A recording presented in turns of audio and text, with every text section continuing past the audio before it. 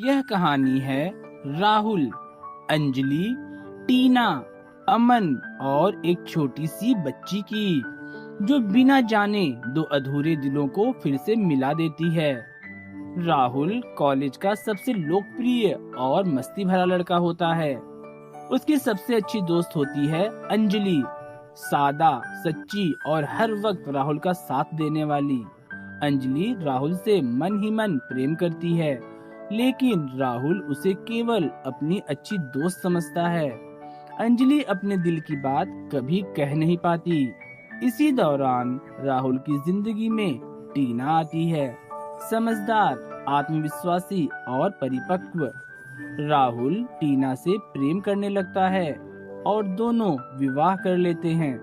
यह देखकर अंजलि बिना कोई शिकायत किए चुपचाप राहुल की जिंदगी से दूर चली जाती है। समय बीतता है। राहुल और टीना की एक प्यारी सी बेटी होती है, लेकिन किस्मत को कुछ और ही मंजूर होता है। टीना दुनिया से जाने से पहले अपनी बेटी के लिए कुछ पत्र लिख जाती है। उन पत्रों में टीना सच लिख देती है कि राहुल की जिंदगी का सबसे सच्चा प्रेम अंजलि है। जब राहुल की बेटी बड़ी होती है और उन पत्रों को पढ़ती है, तो वह ठान लेती है कि वह अपनी माँ की आखिरी इच्छा पूरी करेगी। गर्मी की छुट्टियों में वह एक समर कैंप जाने का बहाना बनाती है, जहाँ उसे लगता है कि उसे अंजलि मिल सकती है। समर कैंप में उसकी मुलाकात एक सादगी भरी, मजबूत और समझदार लड़की से होती है। वही होती है अंजलि। धीरे धीरे बेटी और अंजलि के बीच एक भावनात्मक रिश्ता बन जाता है। कुछ समय बाद राहुल भी कैंप पहुंचता है। सालों बाद राहुल और अंजलि आमने सामने होते हैं। पहले खामोशी, फिर पुरानी यादें और फिर अनकहे जज्बात।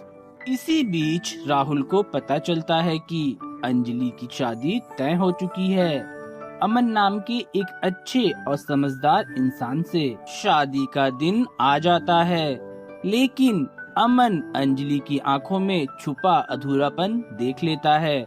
उसे समझ आ जाता है कि अंजलि का दिल कहीं और है।